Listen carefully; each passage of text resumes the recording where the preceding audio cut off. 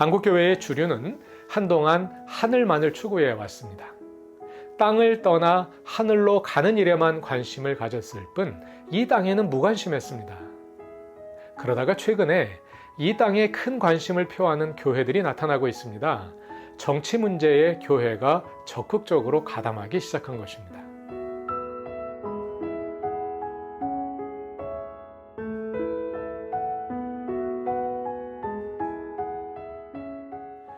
주기도문은 하늘에 계신 우리 아버지라는 부름으로 시작됩니다. 하나님은 하늘에 계십니다. 여기서 하늘이란 자연적인 하늘, 영어로 sky가 아니라 초월의 하늘, 영어로 heaven입니다. 하나님은 초월자이신데요. 초월이란 사람의 인식과 경험의 한계를 넘어 있다는 뜻입니다. 우리는 하나님을 볼 수 없고 들을 수도 없고 만질 수도 없습니다. 하나님은 우리의 감각을 초월해 계시기 때문입니다. 하늘에 대조되는 단어가 땅입니다. 여기서 땅은 우리가 감각하고 경험하며 살아가는 영역을 가리킵니다.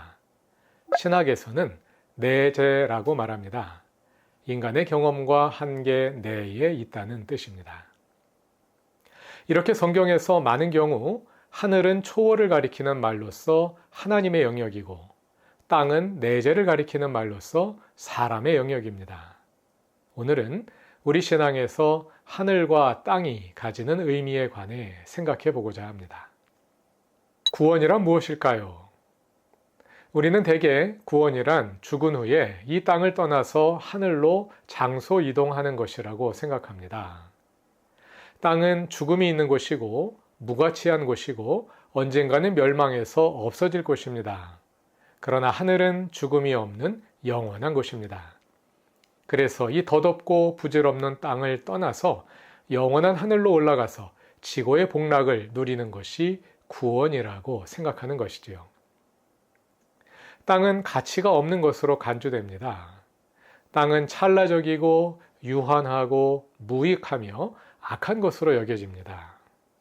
많은 분들이 종말에 핵전쟁이 일어날 것이라 생각하는 것도 그 연속선상에 있습니다. 핵전쟁이 일어나 지구가 파괴되어 만신창이가 되고 사람이 살 수 없는 상태가 된 후에 하나님께서 사람들만 쏙 빼내서 천국으로 장소 이동시킬 것이라고 믿는 것인데요. 이것은 요한계시록에 나오는 상징적인 이미지들을 잘못 읽음으로 인해 생겨난 오해입니다. 예를 들어 요한계시록 8장을 보면 땅과 강과 바다와 천체에 재앙이 임하는 장면이 나오는데요. 그것은 하나님께서 이 창조 세계를 파괴하는 것이 아니라 사탄에 속한 사람들의 삶의 생활 기반이 되었던 인프라에 타격을 입히시는 것입니다. 사탄에 속한 사람들을 심판하시는 과정에서 먼저 그들의 삶의 토대를 허무시는 것입니다. 계시록이 보여주는 구원의 완전하고 최종적인 모습은 새 예루살렘입니다. 성경의 마지막 장인 요한계시록 21장과 22장에 나오는데요. 많은 분들은 새 예루살렘 하면 그 규모와 화려함을 떠올립니다. 다양한 종류의 귀한 보석으로 구성된 귀초석들 위에서 벽옥과 수정같이 투명하며 찬란하게 빛나는 아름다운 성의 모습을 떠올리시죠.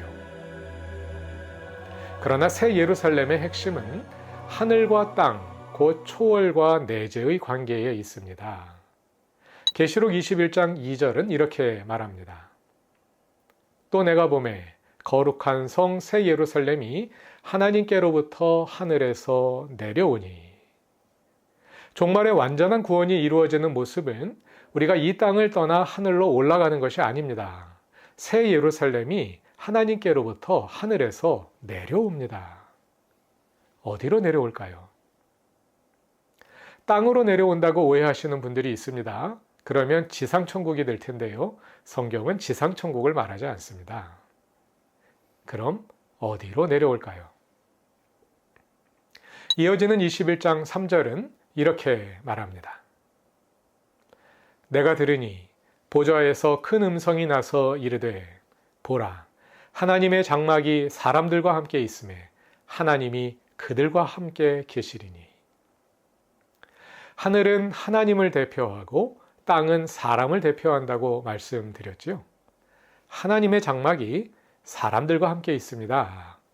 하늘과 땅이 하나가 되는 것입니다.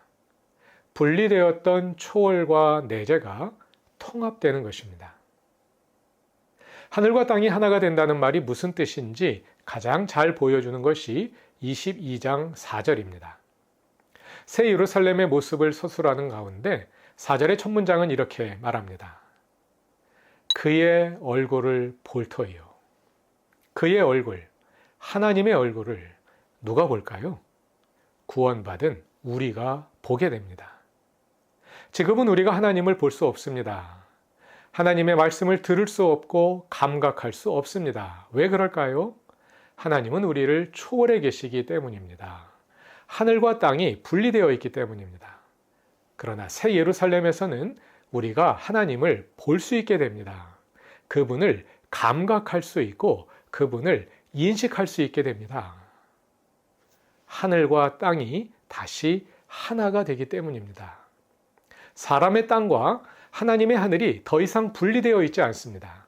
하늘과 땅이 통합되었습니다. 이것이 성경이 그리는 구원의 최종적인 모습입니다. 궁극적으로 구원이란 이 땅을 떠나서 저 하늘로 가는 것이 아닙니다. 지금은 그렇게 말할 수밖에 없습니다. 지금은 하늘과 땅이 분리되어 있기 때문입니다. 그러나 그 날에는 다를 것입니다. 그 날에 하늘과 땅이 다시 하나가 될 것입니다. 이 땅이 하나님께서 처음 창조하셨던 본래 에덴의 모습으로 돌아가게 될 것입니다. 거기서 우리는 하나님을 대면하며 하나님과 함께 영원히 살 것입니다. 종말에 이 땅은 버려지지 않습니다. 오히려 이 땅이 회복될 것입니다. 땅이 다시 하늘과 만날 것입니다. 땅은 하나님께서 창조하신 가치 있는 것입니다. 땅은 소중합니다. 우리의 신앙이 땅을 회복해야 합니다. 땅의 중요성을 드러내고 이 땅에서 어떻게 그리스도인답게 살아갈지를 궁구해야 합니다. 그것은 초월의 하늘과 내재의 땅, 하나님의 하늘과 사람의 땅을 연결하는 것입니다. 하나님이신 예수 그리스도는 하늘과 땅을 연결하기 위해 사람이 되어 하늘에서 땅으로 내려오셨습니다. 그리스도인은 예수님의 가르침과 모범을 따라 하늘과 땅을 연결하며 사는 사람들입니다. 이 땅에 튼튼히 발을 붙이고 살되 저 하늘의 시민으로서 이 땅에 저 하늘을 이루며 사는 것입니다. 그렇게 하늘과 땅이 연결될 때 그곳에 하나님 나라가 이루어집니다. 한국교회의 주류는 한동안 하늘만을 추구해 왔습니다. 땅을 떠나 하늘로 가는 일에만 관심을 가졌을 뿐 이 땅에는 무관심했습니다. 그러다가 최근에 이 땅에 큰 관심을 표하는 교회들이 나타나고 있습니다. 정치 문제에 교회가 적극적으로 가담하기 시작한 것입니다. 교회가 땅에 다시 관심을 가지기 시작한 것은 좋은 일입니다. 그러나 안타깝게도 하늘과 땅을 잘 연결하지 못하고 있습니다. 하늘을 잃어버리고 땅에 함몰되어 버렸습니다. 하늘의 언어를 사용하기는 합니다. 그러나 땅의 일들을 이루기 위한 수단일 뿐입니다. 땅의 것들을 차지하기 위해 하늘의 언어를 오용하거나 남용하고 있습니다. 거기서 생겨나는 문제 가운데 하나가 선과 악의 이분법입니다. 하나님의 영역인 초월의 하늘에서는 선과 악이 분명히 구별됩니다. 그러나 사람의 영역인 이 땅에서는 선과 악이 혼재합니다. 이 땅에는 완전히 선한 사람도 없고 완전히 악한 사람도 없습니다. 그러나 이 땅의 목적을 이루기 위해 하늘의 용어를 잘못 사용하다 보니 이 땅의 문제에 선과 악의 이분법을 잘못 적용합니다. 비신앙적인 말을 하면서 그것을 하늘로 정당화하고 상대편을 악마화합니다. 하늘과 땅을 연결하지 못하고 오히려 땅의 욕망을 하늘로 정당화한 결과입니다. 하늘과 땅을 연결하는 일은 결코 쉽지 않습니다. 오직 하나님만 완전히 하실 수 있는 일입니다. 종말에 하나님께서 친히 그 일을 완성하실 것입니다. 그러나 그 일은 예수 그리스도와 함께 이미 시작되었습니다. 그리고 예수께서 교회에 그것을 사명으로 맡겨주셨습니다.